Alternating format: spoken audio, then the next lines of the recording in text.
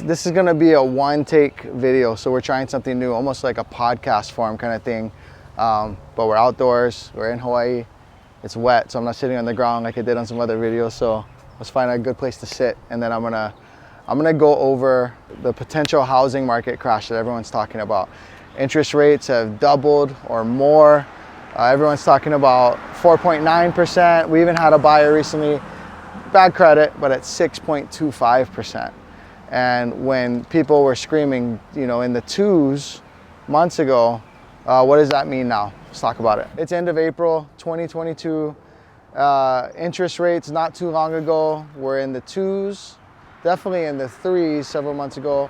And now today, I haven't talked to my lender. It's kind of a day-by-day thing right now. I haven't talked to my lender. We're on 4.9 for most people on a conventional loan, not purchasing points and with good credit. On jumbo loans, even higher, 5.25, etc. So a jumbo loan is a loan that's greater than a certain amount for your area. If you have bad credit, we had a buyer last week that was actually at 6.25%. So post 2008, they got interest rates into the twos in 2009 and 10, and then that's artificial. Like, that's not healthy for an economy to stay there. And then things stabilized around in the fours. Right now, talking to my lender, interest rates are going to get worse. And so let's talk about what that means. Is there a housing market crash coming? If someone tells you 100% yes or 100% no, 99 point whatever times, you should probably run, because if they're so sure, I question it, because we don't know if the government's going to approve more QE or quantitative easing, aka dollar printing, if they're going to drop rates even though they said they wouldn't. We're not sure exactly what they're going to do, so no one knows for sure, right? But have I talked to partners nationally and different more tertiary markets, smaller markets, and are they starting to lick their fingers, put them up to the wind, look at analytics and see a shift? Yes. I'm sending out a referral right now to Washington State, so Federal Way, actually south of Seattle, and talking with agents there. They're not quite seeing it in Seattle yet, but there's a lot of wealth. There's a lot of California wealth that floods up to Seattle, and even international wealth, with Amazon being there and other tech companies being there. So they may not experience it the same if it were to happen, or they may not experience it as soon. Same with Hawaii. In this post-COVID world, so many people are moving to Hawaii to work from their fourth bedroom or to just realize their dream, etc. That I think at least at the start, if we are shifting, it's going to be pockety and it's going to vary from market to market. So what are we seeing right now? So right now I have 2 listings on the market, 3 or 4 coming in the next month, and we have multiple buyers. We're closing 9 buyers in April, and I think we'll probably be in the 6 to 10 range for May closings as well. We're doing a healthy amount of business, and what we're seeing, especially on the list side, is a slight cooling. So my Kaneohe listing. Kaneohe is an area where you could have put up a dog house 6 or 9 months ago and got multiple offers, several offers. It's green, it's a unique home.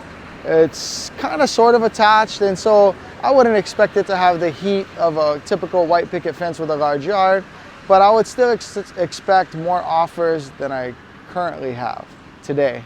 Now, offers are due tomorrow, so I'll put in the comments maybe the update on that. But right now we have 1 offer in hand, and hopefully we have multiple offers tomorrow. I'm seeing a slight cooling. Other listing agents I've spoken to, where we used to expect 15 or 20 offers, now we're maybe seeing 5 or 6 or 7. So what does that mean? It's still a seller's market today, but might we have reached that apex and went down? Yes, maybe. So one of the things I hate the most is when real estate agents say, today's the day to sell and today's the day to buy. I mean, that could be true, because it may be right for that couple to sell their home because of their life situation. It may be right for me to buy. But most people are speaking to their incentive and their bias. Whether it was 2 years ago or today or in 2 years from now, my conversation about buying is pretty much the same either way. And one of the things I like to use, and this is the big theme of this video, is my 2008 doomsday example. So I'm gonna throw out some, oh, look at this ant. You see it? I'm gonna throw out some examples, some general statistics. I've studied the 2008 crash. I've studied what it did in California versus Hawaii. I've watched Hawaii economics professors talk about it on PBS. And so these are generalized stats. Don't use them for your decision making. Reach out to us and have the conversation. But let's say it's 2008 right now, and it's January 2008, like the big crash hasn't happened yet. But you want to buy a house. So you come to me and you say, Derek, hey, we're thinking about buying. What do you think? In terms of peaks and valleys, what would that mean for you? If you're military and you're only going to be here 3 years, for example, or if you're just, I don't know, you got a job in Hawaii and you're only going to be here 3 years. If you had bought before the big cliff in 2008, what did that mean for you 3 years later? So 2009, 2010, 2011. Chances are you were underwater in 2011. As far as Hawaii statistics go, this is a noisy area. As far as Hawaii statistics go, in 2011, most assets, most areas on the island were down still in 2011. Was Ewa impacted the same way as Manoa, as Hawaii Kai, as Mililani, as North Shore? No, they were impacted differently. And in fact, the Ewa beaches of the world, the sprawl, the suburban sprawl, in that recession, the Great Recession, worst of our lifetime, those areas were impacted the most. Let's say there's 100 homes, represents 100, and half the homes foreclosed. Well, guess what? That HOA payment you had, it doubles for these people because the association still wants and needs their dues, so these people have to pay more. So now you have a domino effect and some more foreclosed maybe. Will those areas be hit the hardest this time in this post-COVID world? Well, assuming there is a this time. In this post-COVID environment, a lot of people have sprawled out to those areas to get the third or the fourth bedroom, to get the yard. And so we're in a different environment, and there's a lot more cash in these offers. There's way more wealth invested in anchoring these people to their homes. I don't think it would be the same as 2008 because how could it be when we've been losing, on offers where people are buying all cash for 800 grand, 500 down, 400 down. It's not the same scenario as loose FHA lending with almost no money in deals in 2008. So different scenario. But back to the 3-year military example or transitional person example. If it was 2011 and you needed to leave the island because the Air Force is sending you elsewhere, how long was it, generally speaking, before the market was back? So how long did you need to stay in an asset to wait out the winter and not foreclose? And can you afford that? So I love the military example because there are so many military people on the island. A lot of military, they represent a quarter to a third of our purchases at times, and they have no money in the deal. So if anyone's gonna walk away from something, it's the military person. It's like, I didn't put anything down anyways. If I can work up a short sale, in 2 years I could potentially buy again with credit repair. When did the market rebound? When was it back?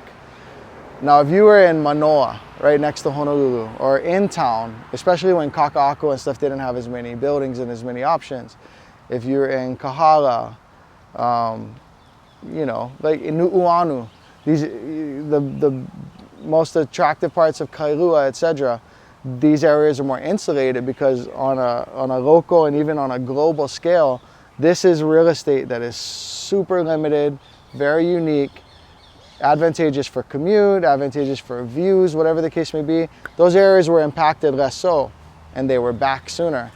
If you look at the Ewa market, your more general suburban markets on Oahu, and I would imagine these statistics apply to Maui and places as well, but on Oahu, generally speaking, by 2014, your home was worth what it was worth when you bought it, or maybe even more. Generally speaking, I can't say this enough, I can't stress it enough. I'm not giving you financial advice, and Derek said in 6 years, guaranteed I'll be okay. That's not what I'm saying, but I'm using history as an anecdote because most of us watching, probably all of us watching, weren't alive during the Great Depression. So I can use the Great Recession, 2008 financial crisis and housing crisis as my best real life example. And we all have this recency bias of having gone through it. So we all think that, oh, well, recessions happen. When recessions happen, housing markets crash. That's actually not necessarily the case. I've seen different people say different things, different experts say different things. But some economists will say housing market crashes and stock market corrections are not related. I think a more accurate assumption is that they're related about 40 to 55% of the time. I saw an economist say that. But if you had to stick it out from 2011 to 2014, what did that cost you monthly? Typically, if you're buying on a VA loan in Hawaii, so 100% loan to value, you're buying for $800 and you finance the whole thing. And let's say $500 in payment per 100,000, so that's about a $4,000 payment. But let's just say for this example, your home you bought for $800,000 can rent for $3,500. So your mortgage is $4,000, your rent is $3,500. $500 a month is about $6,000 a year. Could you suffer $6,000 per year for 3 years until 2014, so $6,000, $12,000, $18,000 to stay in this asset and then be on a fast track to selling for a profit? If you kept it from 2014 to 2022, we all know what happens. You're a genius, you're rich, you've already told your boss off and quit your job because you got money, right? And that's the ethos, that's like the mantra in Hawaii. If you can stick in it for 10 years, you're gonna be fine. Because if you look at corrections in Hawaii over time, it's really hard or next to impossible to find a 10-year period, and this is quoting a UH economist, University of Hawaii economist, to find a 10-year period where homes did not appreciate and Hawaii homeowners weren't growing their wealth. Well, in the case of the 2008 crash, 6 or 7 years, you're looking pretty good in most places. Now there are probably some associations, like in that association, they lost everything, went through new management. It was 2016 before they were back. I mean, there's probably some anomalies and some anecdotal situations where my 2014 stat wasn't true. Could you make it 6 years? And if you were only gonna be here for 3, what did it cost to make it through those other 3 years? $6,000 a year, $500 a month is a generalization. If your delta were $500 each month, but you also had to pay for property management, that number would be higher. Some people are probably screaming at the TV, but Derek, there's tax advantages to owning a home. Maybe there's depreciation, maybe I write off my interest. All those things are true, but I'm just trying to focus on the negative. Let's assume there's no tax advantages, whatever, and we have to experience an extra 3, an extra 4 years. What's that cost? And so with our buyers, that's what we like to work out. So might the market be shifting right now? Like, yeah, it kind of seems like it must. If the catalyst, one of the catalysts for this hot market we experienced from 2020 to 2022 was really low interest rates following people getting stimulus packages, following people's lives being disrupted and needing to work from home or homeschool or just sort out their life, etc., or divorce after a pandemic or whatever. And then a 2.25 to 2.75% sustained interest rate for a year. If that were the catalyst for the hottest market we've ever seen, it only makes sense that 4 and 5 and 6% interest rates would cool the market. So what is that going to mean here in Hawaii? Well, what I'm seeing so far is our buyers right now that are competing in Kailua, unique place, limited inventory, and a lot of money from the mainland. You know, every buyer I have right now looking in Kailua is from the mainland. And so if someone's, tech company, went public and now they're sitting on $500,000 cash and they're buying a $1.2 million home, well, those interest rates affect them less, right? Because they're leveraging less. But for the people getting into these guys who are putting the bare minimum down or doing a VA loan, that 2% change in interest rate is a big deal. Like we were looking at every $100,000 you borrow was somewhere around as low as $450, $60, $470, $75 per 100,000. Right now, depending on your interest rate, you might be looking north of 500. So $525, $540. Like, if your payment goes up $50 to $100 for every 100,000 you're borrowing, and the median single family home in Hawaii is around $1 million, it's north of $1 million in the last stats report. Let's just say it's $1 million. So your payment could change $500 to $1,000 a month, like $700 a month. That's enough. Let's go back to my military example. For people on very fixed income and have a housing allowance, $500, $700, even $400, $300 is enough to bring them off of the asset that they're looking for. Like, Derek, we need a 3-bedroom, 2-bath home with a yard for the dogs. We were at a point at these interest rates where we could buy that in Ewa Beach. Now we can't. Now we're reduced to townhomes. We don't want to do a townhome. We're putting our name. Is that an ant? Now we're putting our name on the housing list for base housing, for AMR, for Schofield. That's happening like present day.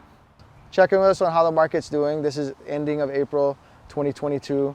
There's a lot of fortune tellers in the market right now. A lot of people that know that it's going to crash.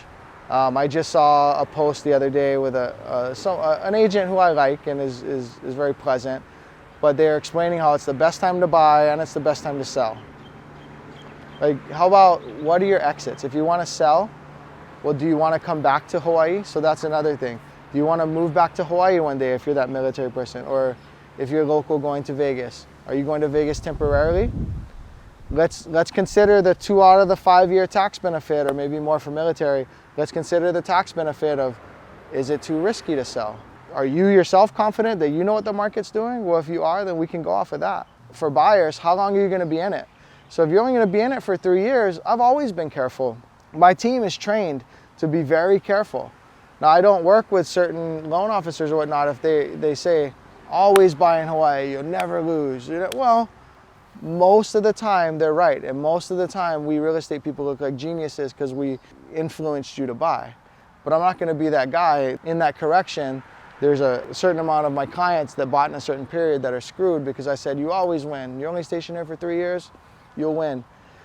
That's not responsible, and that's not how we go about business. So if you're only going to be here 3 years and you're leaving and you have no plans to coming back, you're an E5 in the military, you're going to get out, you're going to use the GI Bill in Texas, it's going to be like low pay, and you just heard you're always supposed to buy, I'm cautioning that person. I'm really cautioning that person.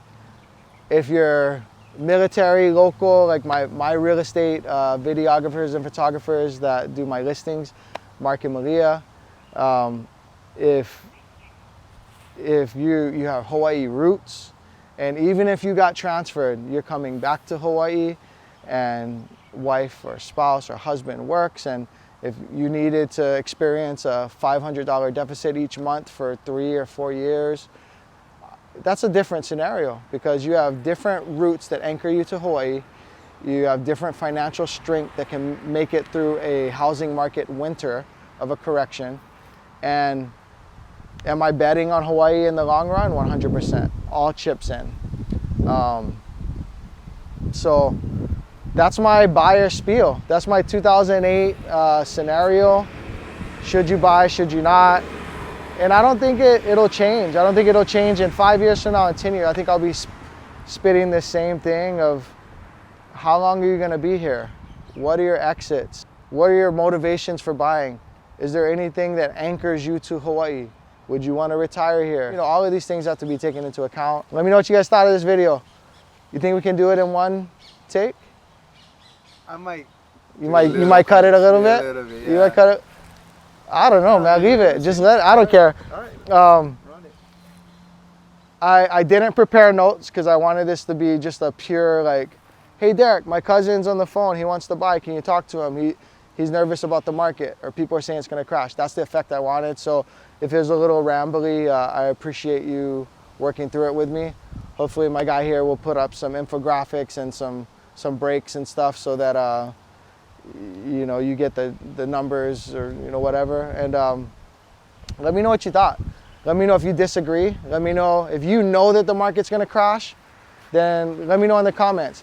If you know that you should always buy in Hawaii and it never crashes, that's not true, but still let me know in the comments, and everything in between. Let's start the conversation, because this is one that's happening everywhere right now. You have all these experts that know what's going to happen. I'd say look at their incentives, look at their biases, why they're saying what they're saying, and then call us.